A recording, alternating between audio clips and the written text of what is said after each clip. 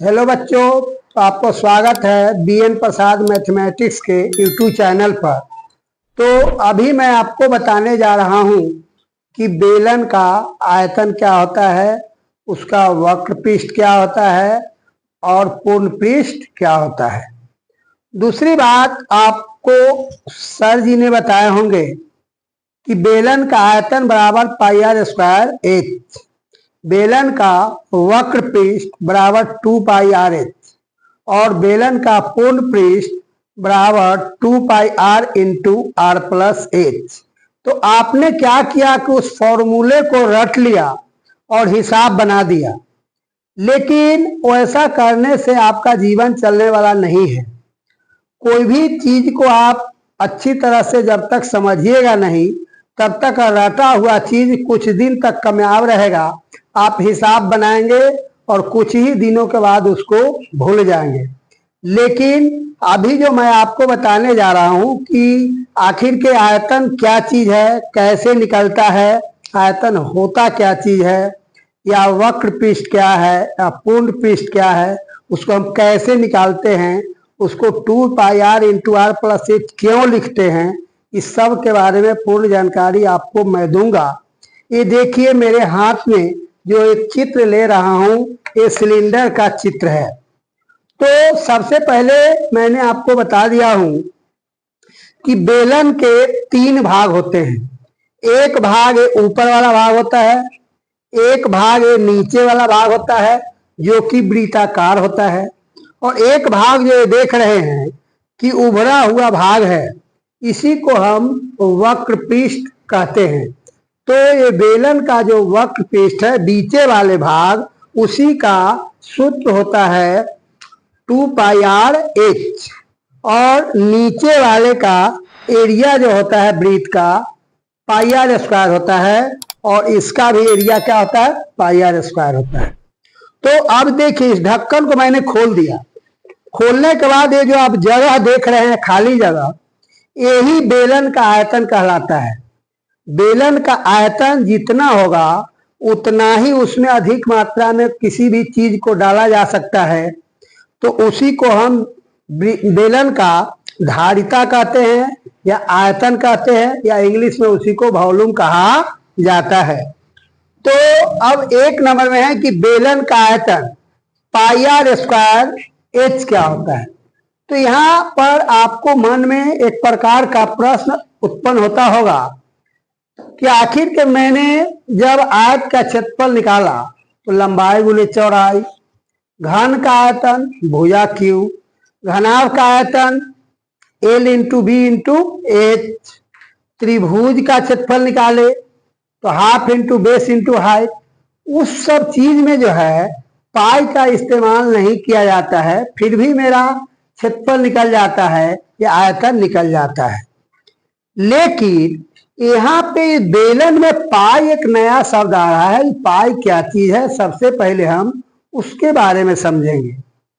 तो अब पाई क्या चीज है, इसके बारे में इंटरेस्टिंग कहानी है कि पुराने जमाने में बैलगाड़ी हुआ करता था। क्या हुआ करता था? बैलगाड़ी, जिसका पहिया बिल्कुल गोलाकार होना चाहिए। तो वो गोल पहिए का आविष्कार करने के लिए पाई को मान का खोज किया गया, जो कि एक स्थिरांक है। पाई क्या है? एक स्थिरांक है जिसका मान जो है 22/7 के लगभग होता है। लेकिन अब उस पाई के बारे में डिटेल्स हम ये जाने कि वो पाई है क्या चीज। तो किसी भी वृत्ताकार वस्तु का जो परिधि होता है, जैसे ये वृत्ताकार भाग का परिधि, ये जो भाग यहाँ से यहाँ तक चारों तरफ के घेरा को हम क्या कहते हैं? वृत्त की परिधि कहते हैं। तो वृत्त की परिधि और व्यास, ये दोनों को जब डिवाइड कीजिएगा, यानी परिधि को आप जो है व्यास से भाग दीजिएगा, तो जो भागफल आएगा उसी को हम पाई कहते हैं। और उसी का भाग देने का बाद कितना आता है? 22/7 आता है। वृत्त की परिधि, वृत्त की जो परिधि हुआ, ये परिधि में व्यास से जब हम भाग देंगे तो वो भागफल जो आएगा 3.14 समथिंग के बराबर आएगा।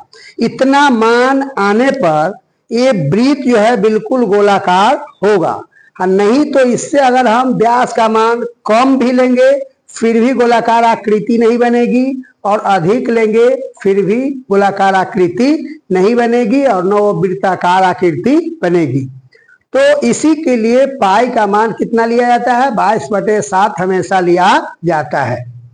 अब ये देखिए कि बेलन का वक्र पृष्ठ 2πr(h), तो ये बेलन के वक्र पृष्ठ जो उभरा हुआ भाग है इसका हम क्षेत्रफल निकालते हैं, तो उसको क्या सूत्र के द्वारा हम लिखते हैं? 2πr(h), 2πr(h), क्योंकि बेलन के ऊपरी भाग की परिधि का मान हुआ 2πr और नीचे भाग उसका भी हुआ 2πr, तो जितना ऊंचाई होगा उतना ही वक्र पृष्ठ का क्षेत्रफल बढ़ेगा।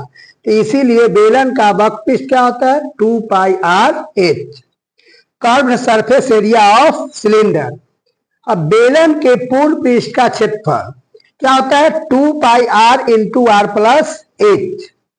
तो मैंने पाई के बारे में आपको कुछ विशेष जानकारी बता दी कि क्या है, एक कांस्टेंट मान है जो कि परिधि और व्यास के अनुपात को हम क्या कहते हैं? पाई कहते हैं।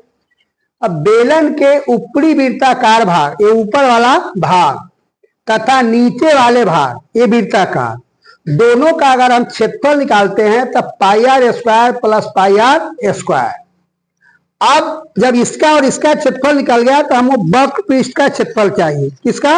वक्र पृष्ठ का क्षेत्रफल, जिसका सूत्र होता है 2πr(h). अब हमें पूर्ण पृष्ठ का मतलब है कि नीचे वाला भाग, ऊपर वाला भाग और प्लस में जो कर्व्ड भाग है, वक्र भाग है, उस सब का क्षेत्रफल को अगर हम जोड़ देंगे तो क्या मिल जाएगा? मेरा टोटल कर्व्ड सरफेस एरिया निकल जाएगा, यानी पूर्ण पृष्ठ का क्षेत्रफल हमें प्राप्त हो जाएगा। तो बेलन के वक्र पृष्ठ भाग का क्षेत्रफल बराबर 2πr(h). तब देखिए तीनों को हम सम करते हैं, जोड़ते हैं, तो पहले एक वृत्ताकार भाग का क्या हुआ क्षेत्रफल? πr², फिर नीचे वाले भाग का क्या हुआ? πr², और वक्र पृष्ठ का हुआ 2πr(h). तो πr² और πr² दोनों को जोड़ने के बाद हमको 2πr² मिल गया, और प्लस क्या करना है? 2πr(h). अब दोनों में देखिए, एक बात आप देखिए कि दोनों में कॉमन आ रहा है। कॉमन का क्या मतलब होता है? जो चीज दोनों में शामिल है उसको हम कॉमन कहते हैं, हिंदी में उसको उभयनिष्ठ कहा जाता है। तो यहाँ 2πr² और 2πr, तो 2πr दोनों में है, इसीलिए हम ब्रैकेट के बाहर क्या कर लिए? 2πr कर लिए।